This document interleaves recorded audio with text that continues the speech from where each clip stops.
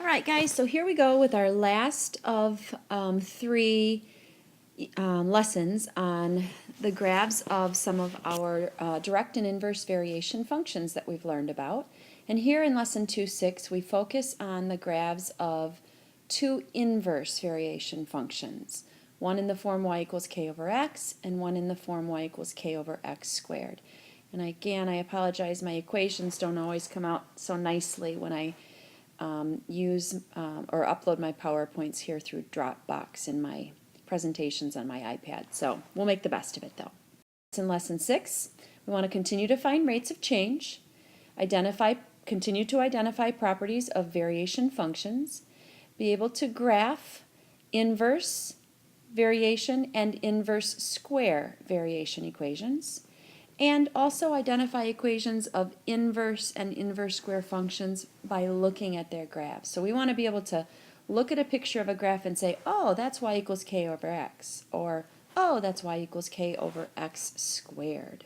So here we have an example 1, an example of a variation function in the form y equals k over x. You can see f of x has a k value equal to 3. And g of x has a k value equal to -3. One of them is supposed to be negative. Let's make this one negative. Again, formatting doesn't always come through very nicely. Now let me demonstrate for you really what each one of them looks like separately, because if I was showing you this in the classroom, these would come in and be animated at separate times so you could see them more clearly. When k is a positive number, what we find is that we end up with two branches of what's called a hyperbola, and those two branches will appear here in quadrants 1 and quadrants 3. Again, this is when k is positive, okay? And what happens is, when the value of k gets bigger and bigger and bigger and bigger, the branches of the hyperbola move further and further and further away from the origin of the graph, okay? So that's when k is positive. When k, on the other hand, is negative, like we see here in function g, the branches end up sitting in quadrants 2 and 4. And once again, as k gets larger and larger and larger, or I should say, as the absolute value of k gets larger and larger and larger, those branches move outward. They move further and further away from the origin. So you can see they sit in quadrants 2 and 4. But regardless of whether k is positive or negative, their domains and their ranges are the same. Domain, we know, is about how far left and right the graph goes. So if we look at our black graph, I think you would agree that these branches seem to be getting closer and closer and closer to this y-axis, but never seem to get there. And that's why the domain is all real numbers except 0, or like I stated here, all real numbers that are not 0. Okay? Same is true for our red graph where k is negative. So again, those red branches seem to be getting closer and closer and closer to where x is 0, but they never get there. Now, the range, we know, is about how high and low the graph goes. So when we look at, for instance, the black graph, we can see that, those black branches seem to be getting closer and closer to this line here where y is 0, but they never seem to get there. So there again, the range is all non-zero real numbers, everything except 0. Same is true for the red. Those red branches where k is negative get closer and closer and closer to that green line that I drew on top of the x-axis, but they can never quite reach it. And on that green line is where y is 0. So the range is once again all non-real or non-zero, excuse me, real numbers. These are called hyperbolas, okay? So whenever you have a function in the form y equals k over x, whether k is positive or negative, we have. Now, hyperbola has branches, and you know that I referred to these guys on the graphs as the branches. So we say that they are the branches of the hyperbola. They're the two separate parts of the graph, okay? Now, a new term to all of us, I believe, that we've not seen before is this term here, which is pronounced asymptote. When you have any graph that seems to be getting closer and closer to a particular line, but can never quite get there, we say that that line is an asymptote.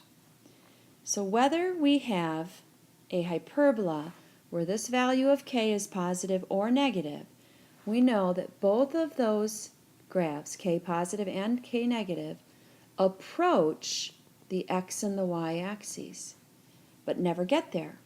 So the asymptotes of our hyperbolas, again, whether k is positive or negative, are on the x and y axis.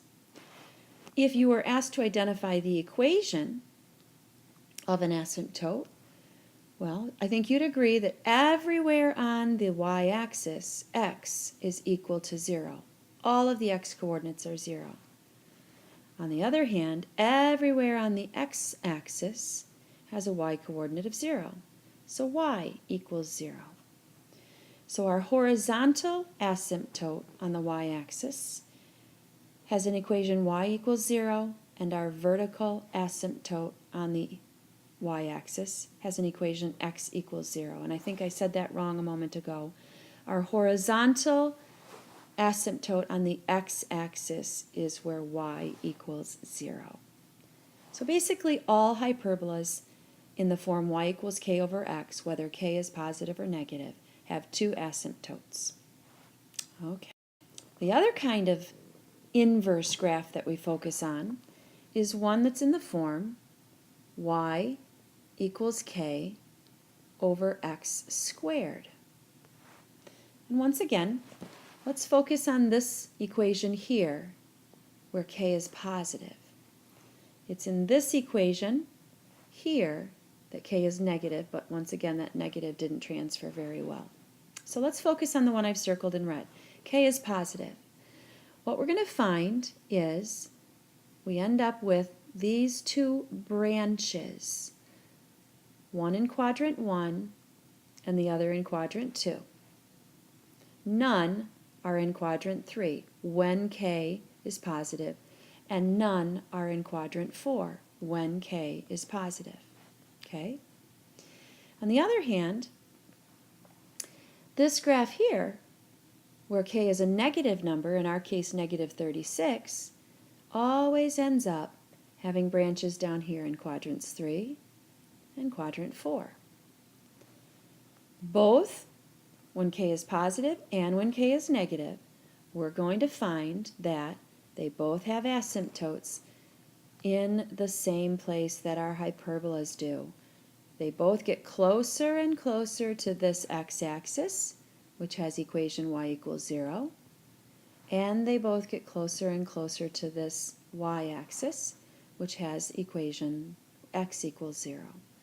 So the x-axis is where y equals 0, and the y-axis is where x equals 0.